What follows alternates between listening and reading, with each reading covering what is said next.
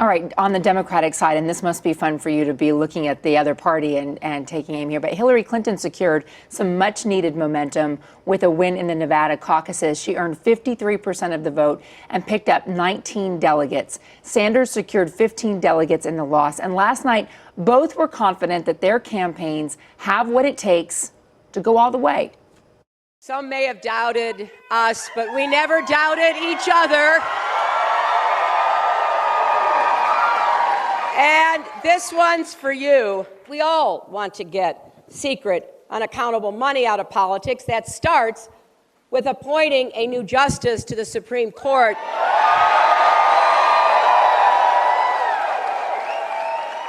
Who will protect the right of every citizen to vote, not every corporation to buy elections. But if we listen to the voices of Flint and Ferguson, if we open our hearts to the families of coal country and Indian country, if we listen to the hopes and heartaches of hardworking people across America, it's clear there is so much more to be done.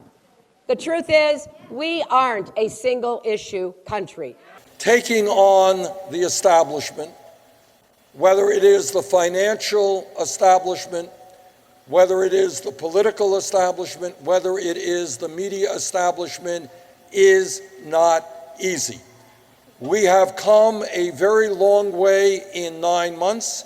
It is clear to me, and I think most observers, that the wind is on at our backs. We have the momentum.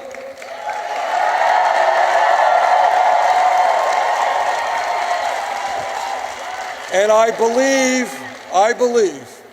that when Democrats assemble in Philadelphia in July at that convention, we are going to see the results of one of the great political upsets in the history of the United States. Lynda Tran is a CBSN political contributor and founding partner of 270 Strategies.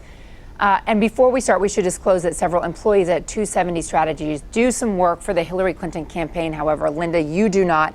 When you're looking at this campaign develop, it was a very close race and difficult to predict going into Nevada. What do you think made the final difference for Hillary Clinton coming out as the victor last night? Well, I think the polls show exactly what it was. She overwhelmingly won the support of women, and she also really crushed Bernie Sanders when it came to the African-American vote. Those two things together were significant factors in her win last night. And how does that play moving forward into especially the southern states that come up during Super Tuesday, but they go next to the South Carolina primary? Yeah, that's exactly right. And we've talked a lot about how as the map continues or the calendar continues during the primary season, the map starts to look better and better for Hillary Clinton with more diverse electorates. In particular, heading into next week with South Carolina, polls show that she's up double digits over Bernie Sanders. And a great deal of that is, again, strength among the African-American community. So things are looking pretty good for her. She's got the wind at her back. And if I'm Bernie Sanders' team, I'm a little worried at this point. In the exit polling, people were asked what's the most important quality that the candidate has that they voted for, and they say honest and trustworthy is 25%. It was the number one quality that came out of this polling. When we think, and they want the right experience as well, but when we're looking at the issue of trustworthiness for Hillary Clinton, this is something that Scott Pelley just asked her about this week, and she really fumbled an opportunity to lay that to rest and to reassure voters that what they get from her is always honest. Yeah, that's absolutely right. And I think that we're going to continue to grapple with this question over the course of the cycle. We know that there's going to be a continued drip, drip, drip over the email situation.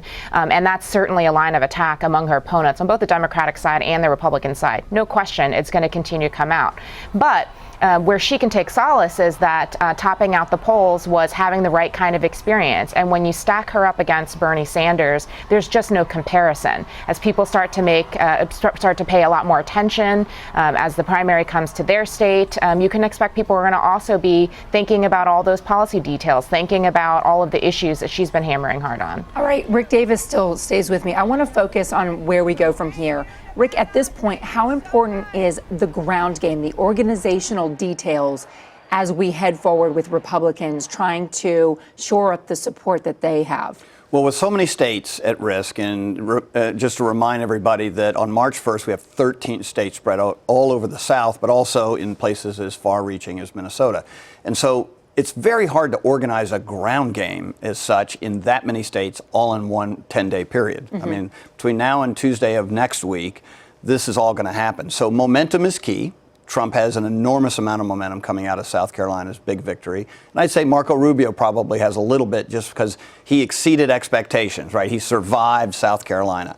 And so momentum will matter in all these media markets all across these 13 states. I would say these are proportional states. So there's no winner take all. You can't do well with a certain constituency and hope that that's enough to get you 35%, beat Donald Trump, and collect up all the delegates, which is more of a Ted Cruz strategy. So I'd say Ted Cruz, with his vaunted organization that has won him Iowa and kept him alive in South Carolina, is going to be much less valuable to the outcome moving forward. All right, and Lynda, what about on the Democratic side? Look, no question, this is, as Rick said, not a winner-take-all situation. So this is going to be a continued delegate fight on the Democratic side as well. Bernie Sanders has demonstrated that he has tremendous capacity to raise significant dollars, especially from grassroots donors. He's got to worry a little bit about the burn rate as figures are coming out from January, but this is going to be a fight, and it's going to continue well into the next several competitions. Lynda Tran, Rick Davis, thank you so much for joining me. Appreciate that.